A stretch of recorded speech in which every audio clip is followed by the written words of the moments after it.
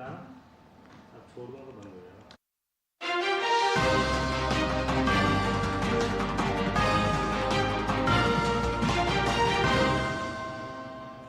आदाब नाजरीन, खबरनामे में आपका इस्तकबाल। मैं रेशमा आपके साथ। आइए नजर डाल लेते हैं इस वक्त की हेडलाइंस पर।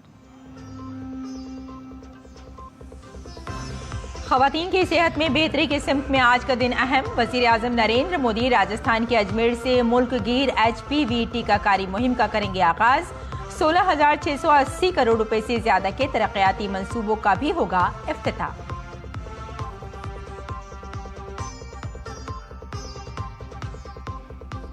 तकनीकी खुद इन्हिसारी की तरफ एक बड़ा कदम। वजीर आजम नरेंद्र मोदी आज सानंद में करेंगे सेमीकंडक्टर प्लांट का इफ्तिताह। नौजवानों के लिए पैदा होंगे रोजगार के बेशुमार मौके।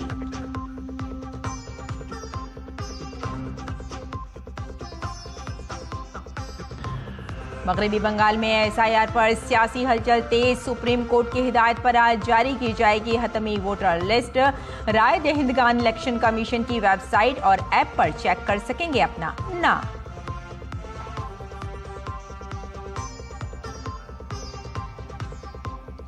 पाकिस्तान और अफगानिस्तान के दरमियान तनाज़े में शिद्दत। सरहदी इलाकों में शदीद जमीनी लड़ाई जारी। अमरीकी सदर डोनाल्ड ट्रंप का बड़ा बयान, कहा मैं करूंगा मुदाखलत।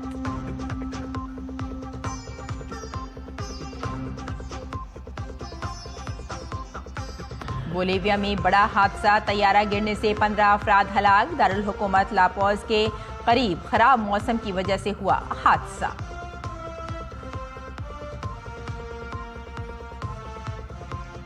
T20 वर्ल्ड कप के सेमीफाइनल में पहुंचने के लिए आज श्रीलंका के खिलाफ पाकिस्तान को बड़ी जीत की जरूरत। दूसरी तरफ बावकार विदाई के इरादे से उतरेगी श्रीलंकन टीम।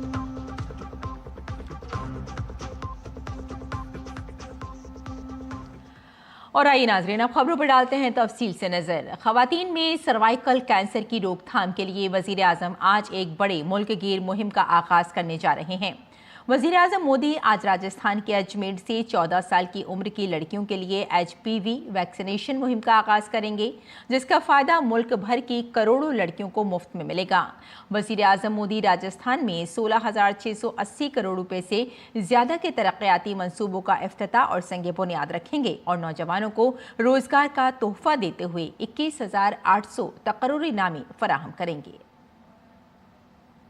की सेहत को बेहतर बनाने की समत में आज एक तारीखी पहल उस वक्त देखने को मिलेगी जब वज़ीर आज़म नरेंद्र मोदी राजस्थान के अजमेर में 14 साल उम्र की लड़कियों के लिए HPV टीकाकारी मुहिम का आगाज़ करेंगे। इस मुहिम का मकसद सर्वाइकल कैंसर की रोकथाम है। ख़वातीन में कैंसर से होने वाली अमवात में सर्वाइकल कैंसर एक बड़ी वजह है। ये मुहिम मुल्क भर में लड़कियों और ख़वातीन की तवील मुद्दती सेहत के तहफ़्फ़ुज़ के लिए संगे मील साबित होगी। ख़वातीन को बाइख्तियार बनाने के लिए वक्फ़ मरकज़ी हुकूमत ख़वातीन की सेहत के लिए मुसलसल कोशिशें कर रही है। एक वैक्सीन के द्वारा हम हमेशा के लिए नकार सकते हैं, लाइफ में इस वैक्सीन के बाद ये कैंसर नहीं होगा। कितनी बड़ी बात है। ये महिलाओं का कैंसर है और इसको टाइमली तरीके से देना है। 14 वर्ष की उम्र को निर्धारित किया गया है कि वो एक राइट एज है। हर साल में जो बच्चे 14 साल की उम्र के अंदर हैं, उस बैंड विड्थ में हैं, उनको हम वैक्सीन सिस्टमेटिकली हम लगाएंगे वॉलंटरी मर्जी से। आप अभिभावकों के कंसेंट से उनसे पूछ के और बिल्कुल फ्री इसको लगाने का कार्यक्रम शुरू हो रहा है बड़े तरीके से। वज़ीर आज़म नरेंद्र मोदी अजमेर में 16,680 करोड़ रुपए से ज़्यादा के तरक्याती मंसूबों का इफ्तिताह करेंगे और संग बुनियाद रखेंगे। इन मंसूबों में शहरी तरक्की, पीने के पानी की फराहमी, सड़कें, आबपाशी, तवानाई और सनती इंफ्रास्ट्रक्चर शामिल हैं। जिनने पूरे विश्व पटल पर पूरे देश का नाम रोशन किया है, ऐसे यशस्वी प्रधानमंत्री अजमेर की भूमि पर आ रहे हैं, तो निश्चित तौर पर हम और जनता, हमारा कार्यकर्ता पूरे पलक पावने बिछाकर उनके स्वागत अभिनंदन उनको सुनने के लिए तैयार है। अजमेर के लिए बहुत सौभाग्य की बात है कि विश्व के नेता और हमारे यशस्वी प्रधानमंत्री आदरणीय नरेंद्र मोदी जी अजमेर आ रहे हैं और विकास कार्यों की सौगात राजस्थान को देने वाले 21,000 नियुक्ति पत्र कल यहाँ से दे रहे हैं और HPV वैक्सीन की जो लॉन्चिंग है वो कल यहाँ से होने वाली है। अजमेर जो है हमेशा आओ भगत के लिए बहुत फेमस रहा हुआ है और जब प्रधानमंत्री जी आते हैं तो हम लोग निश्चित रूप से उनका बड़े दिल से उत्साह से स्वागत करते हैं और इस बार तो वो ऐसी सौगात ला रहे हैं जो भूतो न भविष्य थी। ये राजस्थान की भूमि है, मरुभूमि है, जहां हमारा अतिथि देवो भव का हमारा भाव है। तो कहीं ना कहीं मोदी जी का ये स्नेह, ये प्रेम है कि हमारे अजमेर की धरती पर तीसरी बार पधार रहे। हर वर्ग के अंदर भाई साहब बहुत जुनून है। नौजवानों को बाइख्तियार बनाने और रोजगार के अज़्म को आगे बढ़ाते हुए वज़ीर आज़म 21,800 तकर्रुरी नामे सौंपेंगे। ये तकर्रुरियाँ राजस्थान में मुख्तलिफ सरकारी महकमों और इदारों में की गई हैं। अजमेर की धरती से प्रधानमंत्री मोदी HPV टीकाकरण अभियान की शुरुआत करेंगे। अगले 3 महीनों तक यह अभियान चलेगा। इसके अलावा प्रधानमंत्री एक बड़ी जनसभा को भी संबोधित करेंगे। साथ ही साथ 16,000 करोड़ से अधिक की परियोजनाओं का लोकार्पण और शिलान्यास भी करेंगे। कैमरामैन विश्वबंधु के साथ नितेंद्र सिंह, DD न्यूज़ अजमेर। वज़ीर-ए-आज़म नरेंद्र मोदी आज सानंद में एक सेमीकंडक्टर प्लांट का इफ्तिताह करेंगे। माइक्रोन सेमीकंडक्टर प्लांट मुल्क की तकनीकी खुद इन्हिसारी की तरफ एक बड़ा कदम है। इससे नौजवानों के लिए रोजगार के बेशुमार मौके भी पैदा होंगे। पेश है एक रिपोर्ट। हिंदुस्तान की तकनीकी खुद इन्हिसारी की तरफ एक बड़ा कदम उठाते हुए वज़ीर-ए-आज़म नरेंद्र मोदी शनिचर को गुजरात के साणंद में एक सेमीकंडक्टर प्लांट का इफ्तिताह करेंगे। ये प्लांट, जिसकी मिल्कियत Micron semiconductor technology India private limited है, सेमीकंडक्टर असेंबली, टेस्ट और पैकेजिंग के लिए वक्फ है। प्लांट ने भारत में तैयार करदा पहले सेमीकंडक्टर मेमोरी मॉड्यूल्स की तिजारती पैदावार और तरसील शुरू कर दी है। ये आलमी सेमीकंडक्टर वैल्यू चेन में हिंदुस्तान के मजबूत किरदार को यकीनी बनाएगा। यहाँ पे ऑलरेडी हमारे 1300 एम्प्लॉइज हैं माइक्रोन के, जो एडवांस मैन्युफैक्चरिंग कर रहे हैं। मेमोरी और स्टोरेज सेमीकंडक्टर्स यहाँ पे असेंबल और टेस्ट किए जाएंगे। ये इंडिया में पहला प्रोजेक्ट इस टाइप का है सेमीकंडक्टर मैन्युफैक्चरिंग का। मेमोरी और स्टोरेज आजकल AI के बिल्कुल सेंटर में हैं और advance packaging and testing technologies use होंगी यहाँ पे मेमोरी वो बनाने की जो AI के डेटा सेंटर्स में जाएंगी। इस प्रोजेक्ट का संग बुनियाद सितंबर 2023 में रखा गया था और ये इंडिया सेमीकंडक्टर मिशन के तहत मंजूर होने वाली पहली तजवीज थी। ये प्लांट AI और आला कारकर्दगी वाले कंप्यूटिंग में तेज रफ्तार तरक्की की वजह से मेमोरी और स्टोरेज के हल की बढ़ती हुई आलमी मांग को पूरा करने के लिए डिजाइन किया गया है। ये प्लांट ATMP जो कि काफी महत्वपूर्ण है, ये प्लांट है 22,000 करोड़ से ज्यादा की लागत इसकी बताई जा रही है और ये अपने आप में इतनी बड़ी मांगी पेश करता हुआ नजर आ रहा है क्योंकि इसके रोजगार के अवसर तो इससे बढ़ते हुए नजर ही आएंगे। इसके अलावा युवाओं का भी सशक्तिकरण होगा और टेक्नोलॉजी के लिहाज से युवा किस तरह से आने वाले समय में विकसित भारत का निर्माण करते हुए नजर आएंगे, ये सब कुछ यहाँ से साफ तौर पर निकलता हुआ नजर आएगा, जिसकी बड़ी तस्वीर पेश होती हुई नजर आएगी जब प्रधानमंत्री नरेंद्र मोदी इसका उद्घाटन करेंगे। सेमीकंडक्टर मैन्युफैक्चरिंग के लिए हिंदुस्तान को एक काबिले एतमाद और मुसाबकती मंजिल के तौर पर कायम करना वजीर आजम की तरजीह है। हुकूमत इस सिमत में मुसलसल इक़दामात कर रही है। इंडिया सेमीकंडक्टर मिशन के दूसरे मरहले का भी हालिया बजट में ऐलान किया गया था। ब्यूरो इनपुट के साथ गौरव की रिपोर्ट, DD न्यूज़ उर्दू खबरें। आइए अब अगली खबर का रुख करते हैं। सुप्रीम कोर्ट की हिदायत पर मगरबी बंगाल में हतमी SIR वोटर फहरिस्त आज दोपहर 2 बजे तक जारी हो सकती है। चीफ इलेक्टोरल ऑफिसर ने बताया कि इन तमाम 7,08,16,630 लोगों के नाम और तस्वीर जिनके नाम फाइनल लिस्ट में डाले गए हैं, उनके नाम वोटर लिस्ट में डाले जाएंगे। इसमें उन वोटरों के नाम भी शामिल होंगे जिनके दस्तावेजात और SIR के अमल के तहत फराहम करदा मालूमात की अदालती तौर पर तस्दीक बाकी है। इलेक्शन कमीशन के ज़राए के मुताबिक SIR के अमल के आगाज़ में रियासत में 76.6 मिलियन से ज़्यादा राय दहिंदगान थे। इनमें से तकरीबन 5.8 मिलियन फर्जी, लापता, मुंतकिल शुदा और फौत शुदा राय दहिंदगान को पहले ही ड्राफ्ट लिस्ट से निकाल दिया गया है। बाकी 78 मिलियन राय दहिंदगान को हतमी फहरिस्त में शामिल किया जाएगा। इलेक्शन कमीशन ने वजीर आला ममता बनर्जी के उस दावे को मुस्तरद कर दिया है कि 12 मिलियन वोटरों के नाम हतमी फहरिस्त से निकाले जा सकते हैं। रियासत के चीफ इलेक्टोरल ऑफिसर ने वाज़ेह किया कि वोटर लिस्ट सुप्रीम कोर्ट की हिदायत के मुताबिक जारी की जाएगी। इस दौरान तृणमूल कांग्रेस ने राज्यसभा इंतखाबात के लिए अपने उम्मीदवारों की फहरिस्त जारी की है, जिसमें मुतनाज़ा साबिक डायरेक्टर जनरल ऑफ पुलिस और कोलकाता के साबिक पुलिस कमिश्नर राजीव कुमार भी शामिल हैं। शारदा और रोज वैली चिट फंड घपलों की तहकीकात के दौरान इनका किरदार एक तवील अरसे से जारी सियासी और कानूनी तनाज़े का मौजू रहा है। 2019 में जब CBI ने इनसे पूछगछ करने की कोशिश की तो वजीर आला ममता बनर्जी ने उनकी हिमायत में धरना दिया और इसे आइन बचाने की लड़ाई बताया था। इस दौरान राजीव कुमार पर सबूतों के साथ छेड़छाड़ का इल्जाम भी लगा था। हाल ही में कोलकाता में आईपैक अहाते पर ED के छापे के दौरान वजीर आला उनके साथ जाए वक़ू पर गई थी। अपोजिशन ने उन पर फोन टैप करने और हुक्मरान जमात के हक में काम करने का इल्जाम लगाया है। इलेक्शन कमीशन ने मुनसिफाना इंतखाबात को यकीनी बनाने के लिए उन्हें कई बार उनके ओहदे से हटा चुकी हैं, जिसमें 2024 के लोकसभा इंतखाबात के दौरान उन्हें DGP के ओहदे से हटाना भी शामिल है। TMC ने सुप्रीम कोर्ट के वकील मेनका गुरुस्वामी को भी उम्मीदवार नामजद किया है, जो आईपैक और SIR केसों में अदालत में तृणमूल की नुमाइंदगी करते हुए देखे गए हैं। पार्टी ने बाबुल सुप्रियो और अदाकारा कोयल मलिक को भी उम्मीदवार नामजद किया है। कांग्रेस किसको भेजेगी राज्यसभा में वो तो उनकी पार्टी का विषय है, लेकिन पार्टी के कार्यकर्ता को नहीं भेज रहे हैं। ज्यादातर लोगों को बाहर से भेज रहे हैं और राजीव कुमार को भेजना ये दर्शाता है कि शारदा कांड के इंक्वायरी के समय राजीव कुमार ने जो भूमिका निभाई थी, इसका पुरस्कार आज राजीव कुमार को मिल रहा है। और कनाडा के वजीर आज़म मार्क कार्नी अपनी अहलिया डायना फॉक्स कार्नी के साथ भारत के दौरे पर हैं। मार्क कार्नी 2 मार्च तक भारत के सरकारी दौरे पर हैं। ये PM कार्नी का भारत का पहला सरकारी दौरा है। मार्क कार्नी का मुंबई पहुंचने पर पुरतपाक इस्तकबाल किया गया।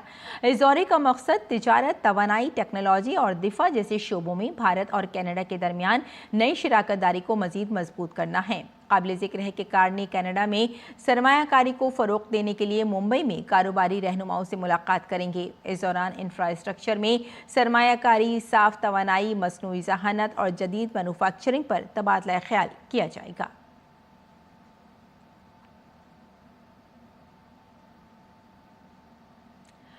और मरकज़ी वज़ीर दाखिला अमित शाह ने कौमी यौम साइंस के मौके पर मुल्क के साइंसदानों और मुहक़्क़ीन को मुबारकबाद पेश की।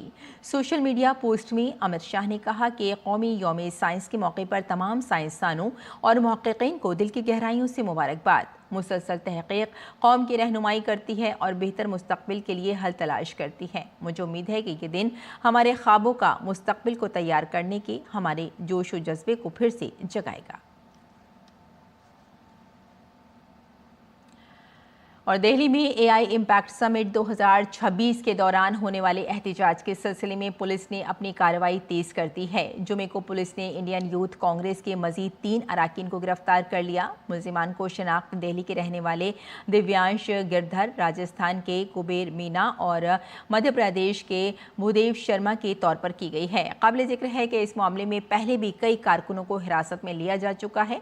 इन ताज़ा गिरफ्तारियों के साथ कुल 14 यूथ कांग्रेस मेंबरान को गिरफ्तार किया गया, जिनमें सदर उदय भानु चिप भी शामिल हैं। मामले की तफ्तीश हुनूस जारी है।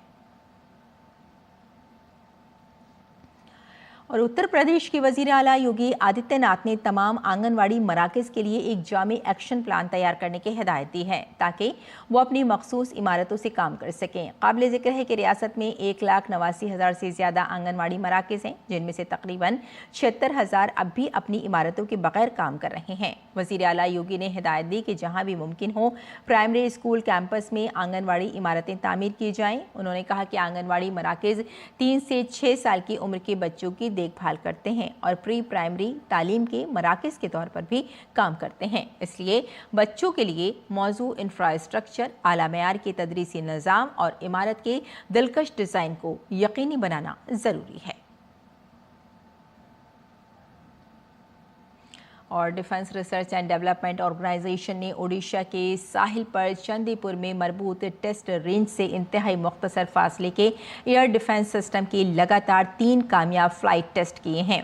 इन तजुर्बों का मकसद मुख्तलिफ रफ्तार और हुदूद और बुलंदी परवाज करने वाले तेज़ रफ्तार फ़िज़ाई ख़तरात को मौसर तरीके से बेअसर करने के लिए मिसाइल सिस्टम की सलाहियतों की दोबारा तस्दीक करनी थी। दिफाई ज़राए के मुताबिक मिसाइल ने तीनों तजुर्बात के दौरान मुकर्ररा अहदाफ को दुरुस्त तरीके से निशाना बनाया और तमाम पैरामीटर्स को मुकम्मल किया। ये निज़ाम ड्रोन, हेलीकॉप्टर्स और कम ऊंचाई वाले हवाई जहाज़ जैसे मुख्तसर फासले के फ़िज़ाई ख़तरात से निपटने की सलाहियत का हामिल है। ये एक देसी portable air defence missile system है जो ख़ास तौर पर मुसल्लह अफवाज की तेज़ी से तैनाती की ज़रूरत को पूरा करने के लिए तैयार किया गया है।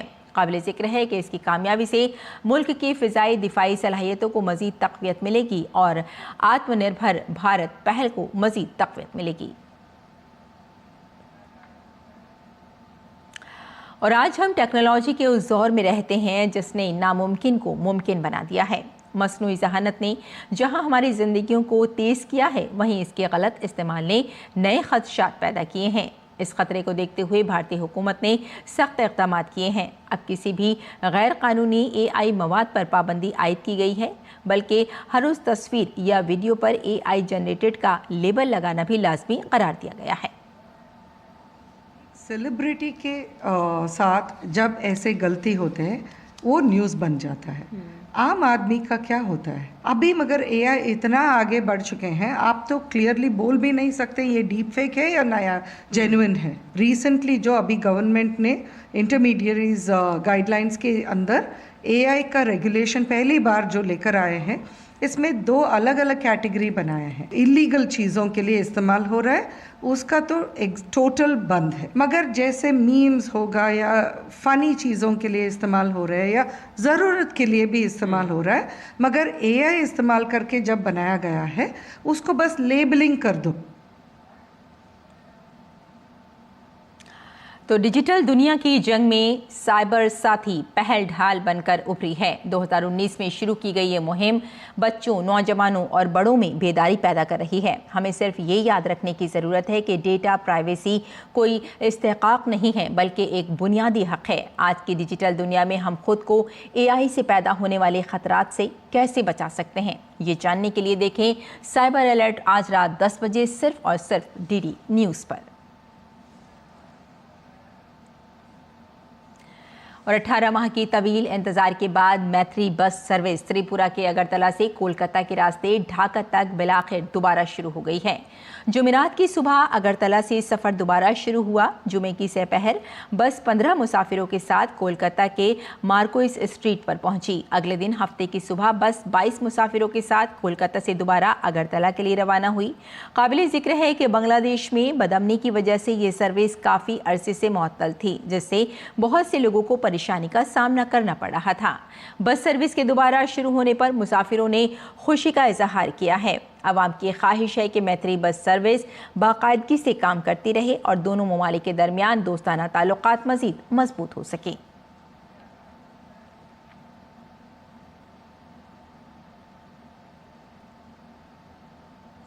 और आइए नाज़रीन, अब नज़र डाल लेते हैं दिल्ली से शाये कुछ उर्दू अखबारात पर।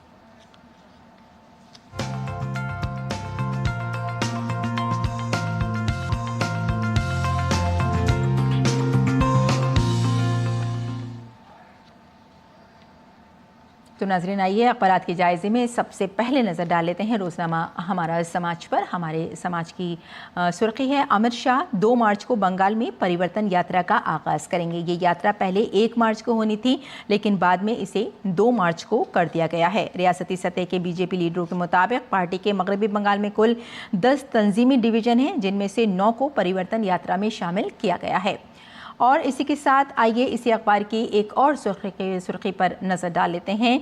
सऊदी अरब का गज़ा पट्टी में नया ग़िज़ाई मंसूबा है और आपको बता दें कि शाह सलमान ने ये ख़ास किचन शुरू किया है और फ़लस्तीनी अवाम के लिए ताकि खाना बनाया जा सके, और साथ ही इसी के साथ फ़लस्तीनी अवाम की मदद के लिए खाना खिलाने के अमल में अतिया दहिंदगान को भी शामिल कर लिया गया है। मज़ीद बरा यह मंसूबा उन बेघर ख़ानदानों की तकलीफ़ को कम करेगा जो जो ज़्यादा परेशानी का सबब भूख से तड़प रहे हैं उनके लिए खाना मुहैया कराया जाएगा। और आइए अब नज़र डाल लेते हैं रोजनामा हिंदुस्तान एक्सप्रेस पर। सदर जमहूरिया ने जैसलमेर में प्रचंड हेलीकॉप्टर में प्रवास भरी। जी हाँ, पाकिस्तान और चीन के खिलाफ हिंदुस्तानी फ़िज़ाइया के दिफा को ये मज़ीद मजबूत करता है, जिसका नाम है प्रचंड हेलीकॉप्टर। और इसी के साथ आइए अब नज़र डाल लेते हैं एक और सुर्खी पर। सोना सस्ता हुआ, चांदी की कीमतों में कोई तब्दीली नहीं आई है। सोना 220 रुपये फ़ी 10 ग्राम से लेकर 230 रुपये फ़ी 10 ग्राम तक सस्ता हुआ है, जो कि एक अच्छी खबर बताई जा रही है। और इसी के साथ आइए नज़र डाल लेते हैं रोज़नामा सहाफ़त पर। अमेरिका ईरान मुज़ाकरात का तीसरा दौर बेनतीजा ख़त्म। ईरानी वज़ीर ख़ारजा अब्बास इराक़ची ने मुज़ाकरात को मुस्बत करार दिया है, ताहम फ़रीक़ैन ने आइंदा हफ्ते दोबारा बातचीत जारी रखने पर इत्तेफ़ाक़ किया है। तो नाज़रीन, ये था अखबारात का मुख्तसर जायज़ा। और आइए अब लौटते हैं बुलेटिन की जानिब, कुछ और ख़बरों पर नज़र डाल लेते हैं। काबुल और कंदार में पाकिस्तान की बमबारी के बाद अफ़गानिस्तान के तालिबान हुक्मरानों ने कहा कि वो पाकिस्तान के साथ बातचीत के लिए तैयार हैं। दरियासना तालिबान ने उन हमलों को अफ़गान हुकूमत पर बराह रास्त हमला करार दिया। तालिबान के तर्जुमान ज़बीउल्लाह मुजाहिद ने दावा किया कि हमलों में आम शहरी मारे गए हैं। काबुल में कई मकामात से सियाह धुएँ के बादल उठते देखे गए, जबकि ऐनी शाहिदीन ने ज़ोरदार धमाकों और एम्बुलेंस के सायरन की आवाज़ें सुनने की तस्दीक की। इन हमलों के बाद दोनों ममालिक के दरमियान तवील अरसे से जारी कशीदगी में इजाफा हो गया है। पाकिस्तान का दावा है कि अफगानिस्तान पाकिस्तानी तालिबान अस्करियत पसंदों को पनाह देता है, जबकि अफगानिस्तान इस दावे की तरदीद करता है। अमेरिकी सदर डोनाल्ड ट्रंप ने पाकिस्तान और अफगानिस्तान के दरमियान बढ़ती हुई कशीदगी के हवाले से बड़ा बयान दिया है। उन्होंने कहा कि अगर ज़रूरत पड़ी तो अमेरिका इस मामले में मुदाखलत के लिए तैयार है। ताहम उन्होंने ये भी वाज़ेह किया कि उनके पाकिस्तान के साथ बहुत अच्छे ताल्लुकात हैं। ट्रंप ने कहा, मैं मुदाखलत करूँगा, लेकिन मेरे पाकिस्तान के साथ बहुत अच्छे ताल्लुकात हैं। वज़ीर आज़म और आर्मी चीफ दोनों बेहतरीन लीडर हैं। मैं उन दोनों का बहुत एहतराम करता हूँ। पाकिस्तान इस वक्त बहुत अच्छा काम कर रहा है। अमेरिकी सदर के इस बयान को इलाकाई सियासत के नुक्ता नज़र से बहुत अहम करार दिया जा रहा है।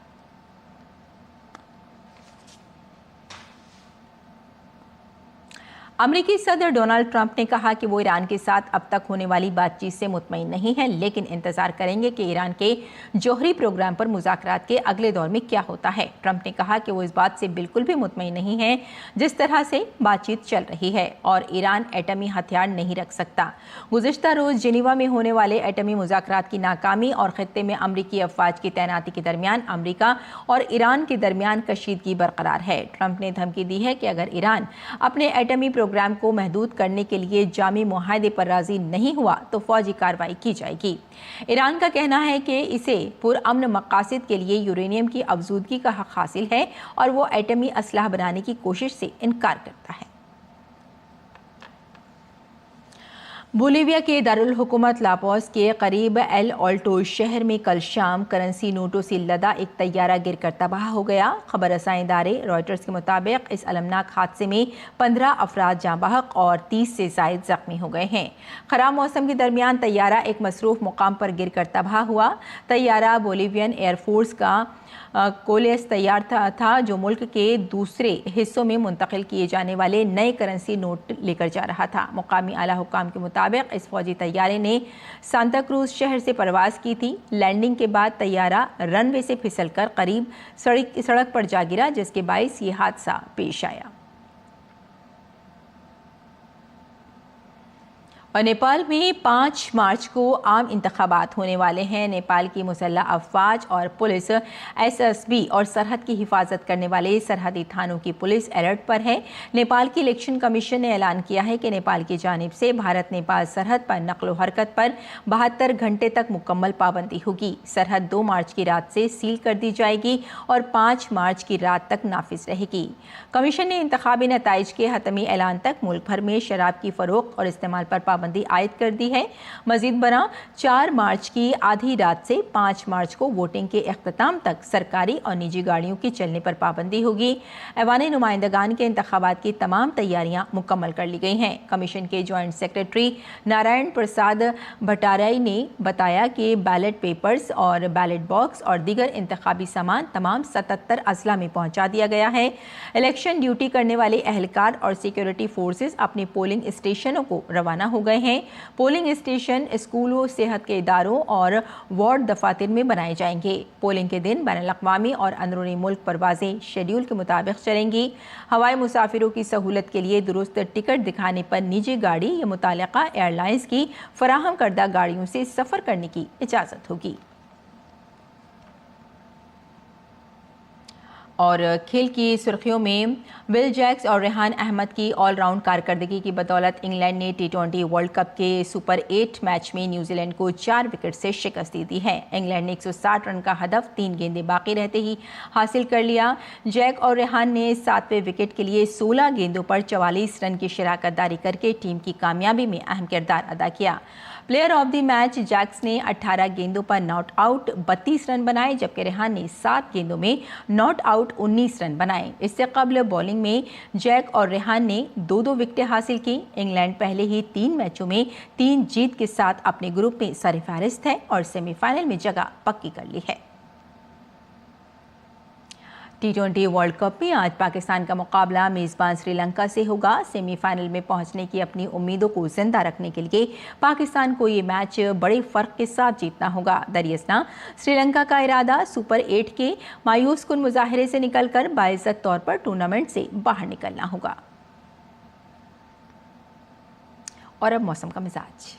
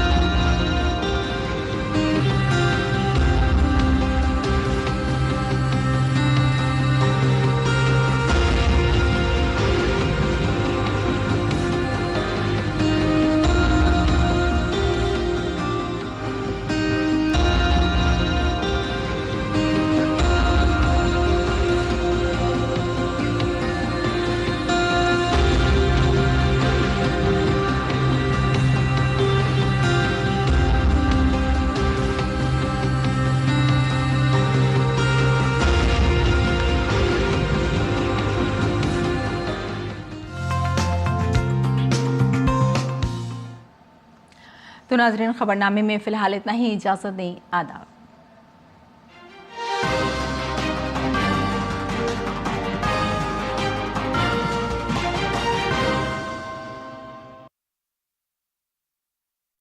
आदाब, नमस्कार। मैं हूं पीयूष मिश्रा।